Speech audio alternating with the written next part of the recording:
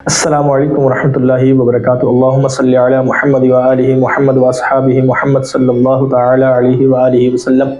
آپ اس چینل پر خوابوں کی حقیقی تعبیرات کے بارے میں جانتے ہیں اور ساتھ ہی قرآنی وظائف، روحانی وظائف کے بارے میں بھی جانتے ہیں۔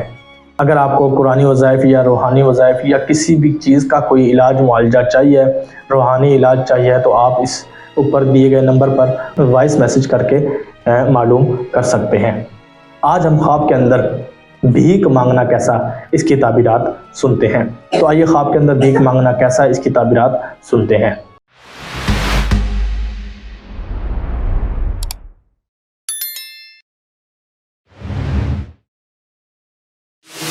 حضرت سیدنا ابن سیرین رحمۃ اللہ تعالی علیہ فرماتے ہیں کہ اگر کوئی خواب کے اندر دیکھے کہ وہ بھیک مانگتا ہے اور کچھ طلب کرتا ہے اور لوگ اس کو بھیک دیتے بھی ہیں، تو دلیل ہے کہ اس کو کافی ساری منفعت حاصل ہوگی، مال و دولت حاصل ہوگی اور وہ مزے سے اپنی زندگی گزارے گا، لیکن لوگ اس کو ملامت کریں گے، لوگ اس کے اوپر انگلیاں اٹھائیں گے۔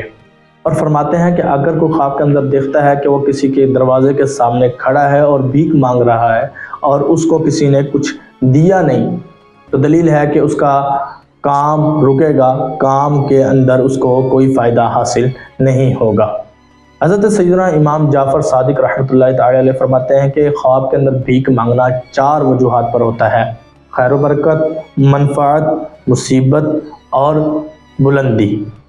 تو یہ تھی خواب کے اندر بھیک مانگنے کی کچھ تعبیرات۔ اگر آپ نے اس طرح کا کوئی خواب دیکھا ہے اور آپ چاہتے ہیں کہ میں اس کی تعبیر جانوں، تو میرے اوپر دیے گئے نمبر پر وائس میسج کریں، وقت ملنے پر میں آپ کو ضرور جواب دوں گا۔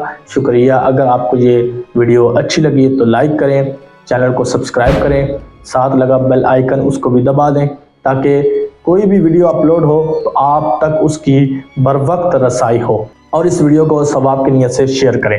شکریہ۔ السلام علیکم ورحمۃ اللہ وبرکاتہ۔ اللہم صلی علی محمد وآلہ محمد واصحابہ محمد صلی اللہ تعالی علیہ وآلہ وسلم۔